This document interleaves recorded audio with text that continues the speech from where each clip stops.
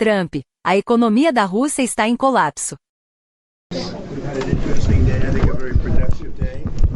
And we're now we're going to start a meeting with the president, who we all know very well, and he's a brave man, and he's putting up one hell of a fight. And we'll see how that all turns out. But we're going to have a meeting, and we have about 30 meetings scheduled today. We have a lot of meetings scheduled today, going pretty late into the night. But this is an important one, and we have great respect for the fight that Ukraine is putting up. It's pretty amazing, actually. So, Mr. President, please. Thank you so much, Mr. President. First of all, thank you for this meeting. Thank you for your personal efforts to stop this war just now, Mr. President. And I'm happy to say that just now our first ladies of Ukraine, first ladies of the United States, Yes. just now we'll have a meeting about Ukrainian children. Thank you for Melania's personal involvement to this topic. And this is very important. I will brief Mr. President and his team what's going on the battlefield. We have good news. Of course, we want to stop the war, and with your help, first of all.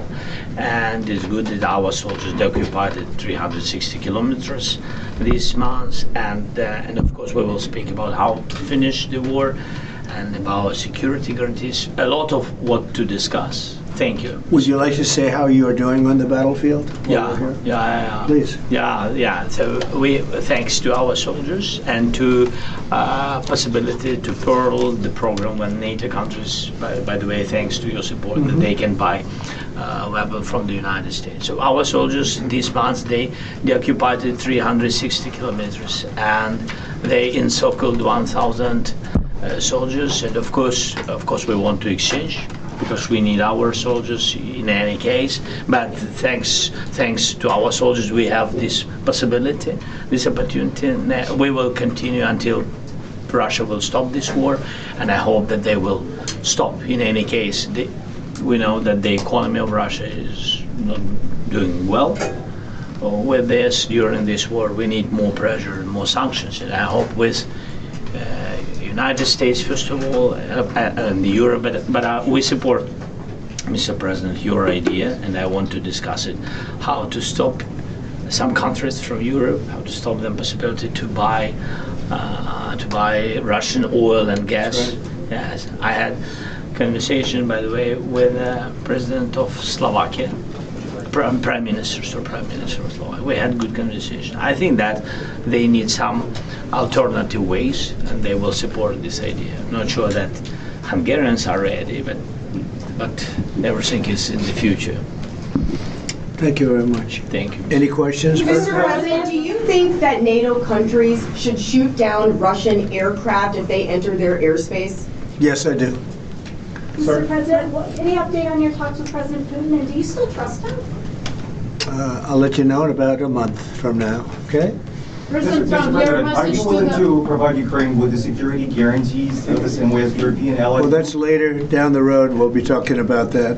Hopefully, we'll be in a position to talk about that a little bit later on. It's a little bit too early to answer Why that do you question. think Mr. Putin is not Yeah, go going ahead, to meet please. with both of you? President Trump, your time? message to President Orban, who is refusing to stop buying Russian oil. Well, he's a friend of mine. I have not spoken to him, but I have a feeling if I did, he might stop, and I think I'll be doing that. What progress do you think has been made on ending Russia's war against Ukraine since the last time you saw President Zelensky? Well, the biggest progress is that the Russian economy is terrible right now. It's, as you know, it's crashing. And that, frankly, Ukraine is doing a very good job of stopping this very large army.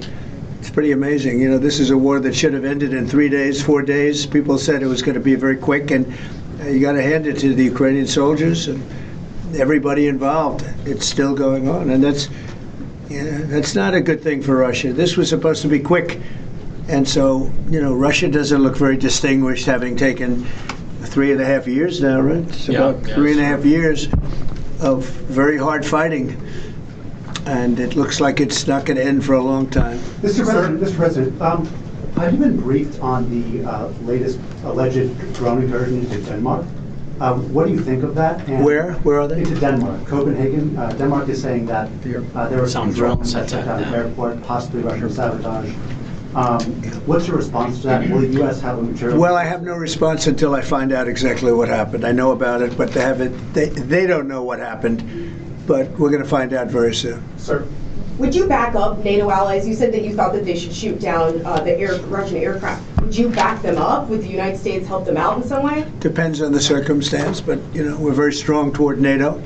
NATO stepped up. When they went from 2% to 5%, that was great unity. Trillions of dollars is being pumped in, and they're paying us for the weapons that we send. But that was a big day. That nobody thought a thing like that could happen. You had countries that weren't paying 2%, and now they're all paying 5%. That's a lot of money. It's a lot of weapons they're buying, and they're buying them from us.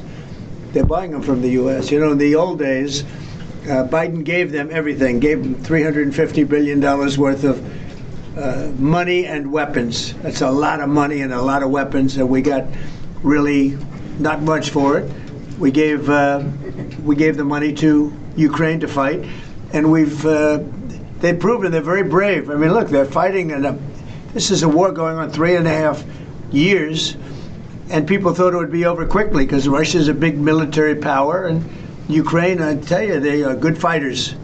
Got to hand it to them. They have a lot of courage, a lot of guts. Thank you very much, everybody. Thank you. Thank you so much.